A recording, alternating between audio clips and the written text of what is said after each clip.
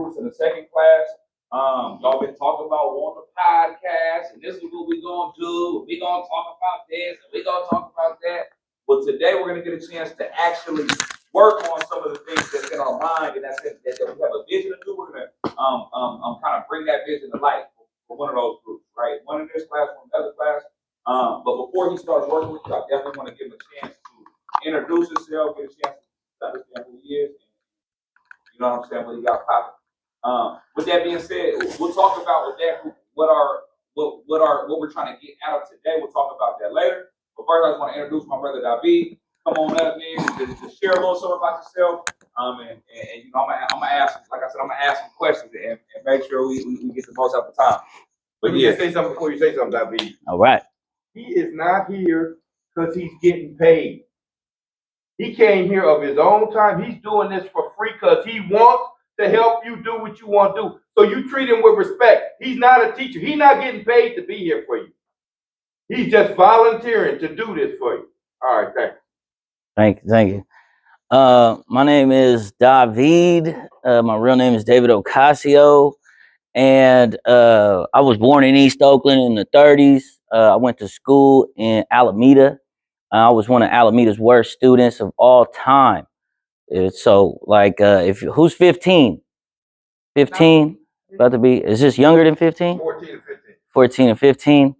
So, okay, yeah, I was about to have the bad students of all time. Like, I was the worst student of Alameda history, you know, when I was a freshman, when I was a sophomore.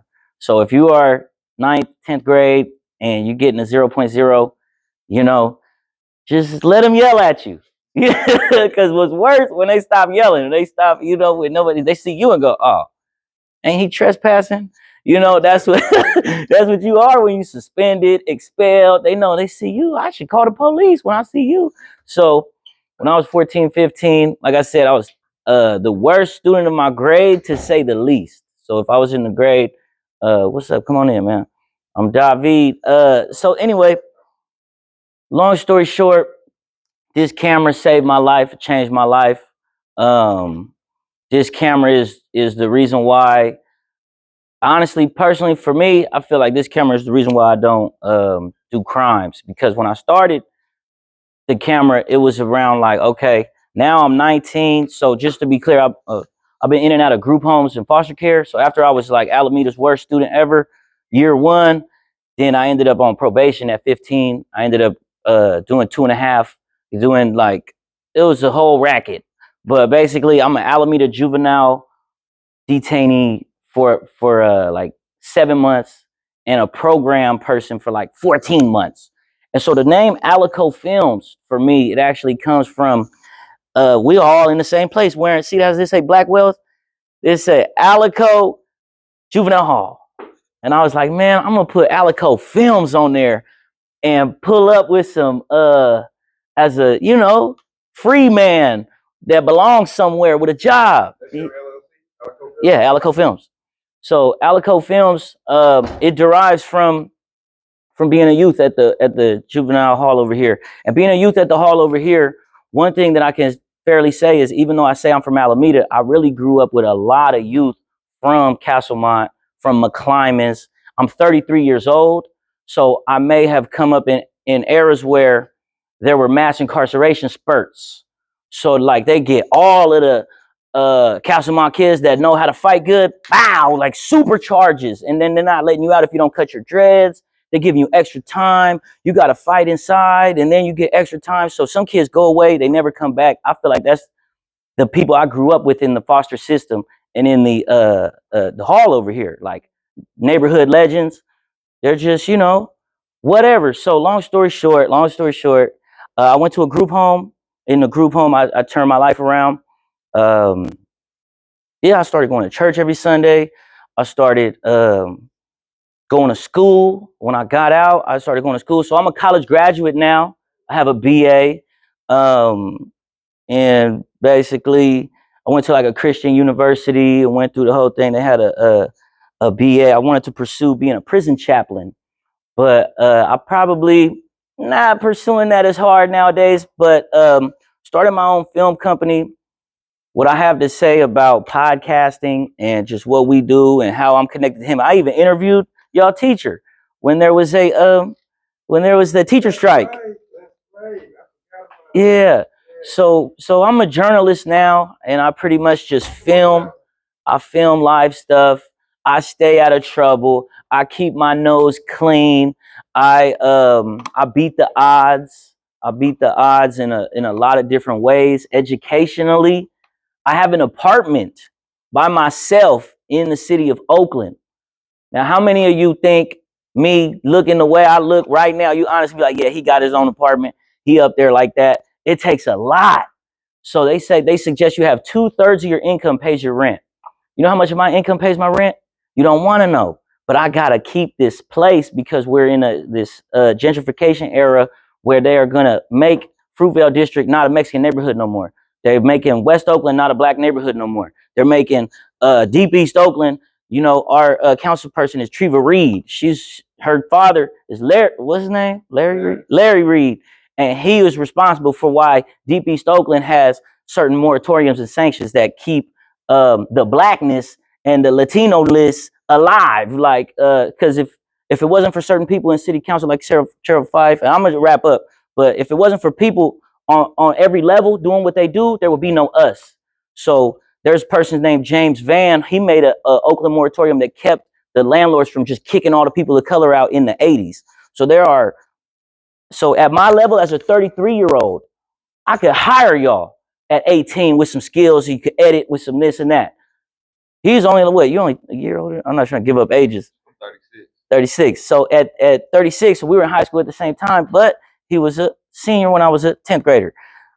He works with me and brings me out. And when I got bipped for a camera, he dropped the camera off. It wasn't this one, but he dropped another camera off. This is like a partner of mine. At his level, he's refusing to retire, and he's here letting y'all stress him out at his older level, you know, and then he's allowing people on our level to speak to y'all. So at y'all level, only thing you have to do is learn how to do one thing right now is pass your classes. After that, when you turn 18, you need to go to school or get a job. There's not a lot of accomplishments, but it's hard. I know how hard it is. I had a 0.0 in school. I was a top worst student. That's what I took from kindergarten to 10th grade. But eventually I got an education. The reason why I got an education is because of freedom. Freedom, free speech. That's my bottom line. People who are free can do what they want. This camera, this could be a truck. This could be a lawnmower. This could be doing lashes. This could be learning how to do tattoos. This could be learning how to do hair, install weaves. It could be learning how to, what's something nerdy? Not nerdy, but it could be learning how to animate. You could do whatever you want to do something. And then what I learned about basically as a 33-year-old functioning in society, have my own spot, being employable is number one, staying off drugs. You see the sober gang right here. I do not mess with drugs. Let's keep it real. I don't drink. It's not enough time. Where are you supposed to find all that time to blow the day away and be on one and be on one and be on one? How? When everybody out here winning is competing, like, oh, he just took a day off, I'm gone. You know, you see it in the boxers. You see an up and coming boxer, man, that dude, he's nice. And then you see him get whooped super bad. Like, man, what was you doing all? He was sleeping and drinking and hanging out and, you know, fighting in bars rather than fighting in the gym. So all I'm telling you, I'm gonna wrap up, is just stay in the gym at whatever it is you do. If you come from a family that does construction, you better learn your trade in your family, being a welder, being a something. But if right now you're in the educational sphere, and if you want to take this education to a higher level, there's gonna come a time where my professors and my teachers, come on in. I'm just wrapping up. Man, I was a 0.0 student and now I got a college education. I'm just saying, at the end of it all, you'll have teachers that say, I don't care about your attendance. I will let you fail. You're paying for this. I'm getting paid. That's what my college teachers all told me. They're like, I'm not about to sit here and beg you to get grades. I will let you fail. I don't care. It's on you. And that motivation was like, I was in debt. You know, I was running up a debt. So long story short, student loans, taking classes, wasting semesters, financial aid holds. These are all things you're going to have to in my opinion, I think everybody should take a college class at some point in their life, even if you got your money lined up. If your dad's an electrician, you could be an electrician, who knows? But you should still take some classes. General math, you can't even be a construction worker without certain math tests. So I'm just giving you a brief run through of what I've learned just in being an adult, coming from being like a really troubled youth and being also I've never been to jail and I have never been to prison. So I don't know if I added that when I said I was in this hall 7 times and I did 14 months, 3 months somewhere else, 11 months somewhere else. I have never been convicted of a crime as an adult. I have been convicted. So as a juvenile, I was just getting sent all over the place. Blah, blah, blah, guilty, guilty, guilty. And so being 15 years a law-abiding citizen is another reason why I feel like I can come up here and give this lecture, because it's like I know how hard it is not to sell weed. I know how hard it is not to steal. I know how hard it is not to. I'm just keeping it real because I'm doing it. I'm functioning in society. Maybe not at a high level, but at a level where I'm still in business. I'm still doing what I want to do. And that's really that's how I want to, kind of end it. It's like if there's any ladies in here. Say one thing I love. Tell them one thing about, they got all kind of issues, trauma, family trauma. Can you tell them about nobody gives a shit about that? Nobody cares. Yeah, there's how do I say this? There's a place for you if you don't get your problems figured out. That place is prison, jails, institutions, or death. So whatever you got going on, you might have to report your own parents to CPS. I don't know. I got taken away off of neglect or off of doing my own, my mom. I was more at fault, less my mom. But it could be your parents' fault and you could be completely innocent and you could have something really big to go through. One thing that I went big to go through was that when I was in the group home, everybody trying to get me kicked out because I was 18 and I still hadn't left yet. So I'm over here fighting and no one else is 18. So long story short, I almost went to adult jail because the kids kept trying to fight me. And I'm 18, I'm in the group home, but I am an adult and they are minors. But they are doing all type of abusive stuff that calls for fighting. And it's like, nah, we got to fight. I don't care if you're 16. I'm about to punch you. And I even did one time, and the staff just like, we know what's been going on. They trying to get you to go to adult jail. Long story short, if I would have fell for that and went to adult jail and had been convicted of a crime as an adult and had to go through life as a felon, it's been really hard without that felony. But all I'm saying is, when you don't figure out your problems, the stuff he's talking about, it's not that nobody gives a ish, but the reason why he's saying that, and that's a fact, but I'm not saying it like that, but it's just like, if you get found guilty of a crime, you think it matters? You think it matters my daddy used to hit me, that's why I went up in that stove.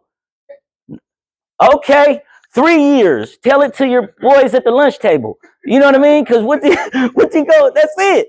And when you go crazy and you need medication, when you go to these places, you see counselors. These counselors could just tell you, oh yeah, you crazy, you need meds. Now the meds gonna mess you up. Whose fault is it you was there in the first place? You over there. When I was in the facilities, I was on meds the whole trip. So when I did my 7 months in the hall, when I did my 14 months, they finding different stuff to medicate. Like, they get more money if they give you medication. So they was getting an extra like $4,000 for me because I was on meds. So long story short is, if you don't get it figured out, you're going to mess around and steal something that's worth more than $1,000 and you go get a felony and get a dang prison sentence. And then you'll be around a bunch of people that oh man, that place is for losers. And some of you might be like, oh, my big brother's there. No, ask your big brother. You know what I mean? Is that place in there incarcerated? I'm really against crime because I'm against getting caught for crime. I'm against snitching. I'm against everything that's not legit. Just go legit. Go legit. You ain't gonna be no snitch. Don't hold no. So I have a lot of trauma and stuff, and I'm gonna wrap up your question with this. This was my rule for myself when I turned 18. I said, I'm not getting in stolen cars. I'm not gonna sell drugs. I forgot the third one. Yeah. Yep. Oh, that might not have been the third, but the no selling and no getting stolen. Oh, no possession of a firearm. Somebody like, oh well, I got this firearm. Absolutely not. You know why? And then I can really wrap up after this. It was a security guard. And when I turned 25, I got married. I'm divorced now, but hear me out though. When I got married, I said, man, I need to buy a gun. So then I started thinking like, oh, who am I going to find in the streets that might, because I had never owned a gun. I have a clean record and I can get a gun from the store. And my security guard exposed firearm permit license also goes through. So I've done armed security. I've bought a gun from the store. I've continued to not get convicted of a crime. So I still have that right. You know what I mean? So I'm not advocating for guns. I'm anti-violence on every level. But I'm saying, if you keep your record clean, and none of you guys have adult charges in here, I assume, man, you're going to be good. Like, so we're going to have some fun. My story is a lot of stress, overcoming stress with this camera. So we're going to wrap up this whole kind of stressful atmosphere that I might have brought through with making some videos that'll last forever, and that Alico Films do it. I don't work for nobody because I want the dollar to come from the skin color. What I do, a brown man gave you.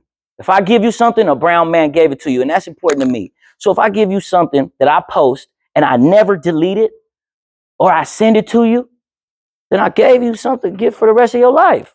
Hey, quick question though, real quick, to wrap us up. Who have you worked with that they might know? And this is the reason I brought him. I rock with my brother. He good folks, but he's done a lot of high level work with a lot of high level people. You know what I'm saying? And I respect his story and his struggle and overcoming all that to get to where he's at.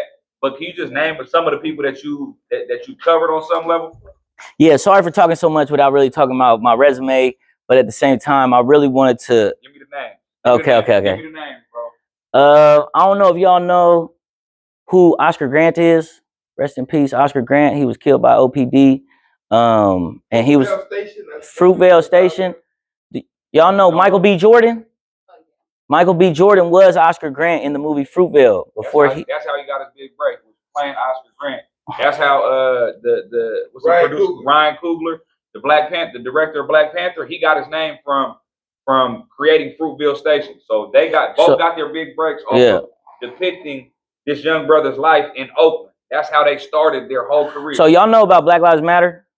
Hear about BLM? So before Trayvon Martin, he was the cause of BLM. Before that, Oakland had already done a frenzy on the news because of someone dying. That was Oscar Grant. And Oakland and CRC and Anti-Police Terror Project and different organizers at the time, they went stupid. So what you saw from BLM is actually something that started in Oakland, to really overreact when somebody Black dies for no reason, to make sure that it's not happening once a month.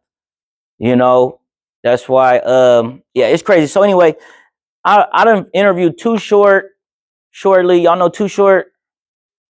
Oh, come on. Am I at Castlemont? They don't blow the whistle. Okay. So I interviewed Too Short. I interviewed Sway in the morning. You don't got the answer, Sway. I interviewed Mr. Fab. Both the parents of Oscar Grant. Why I brought him up, I interviewed his mother and father. Who else? Hieroglyphics. D-Lo. I filmed D-Lo performing on stage. D-Lo. You know what I'm talking about? D-Lo. Most recently, I did a video for Project Papa at the bike giveaway that he did in the 65th Village. And so, I was... Cap Brooks, somebody that ran for mayor.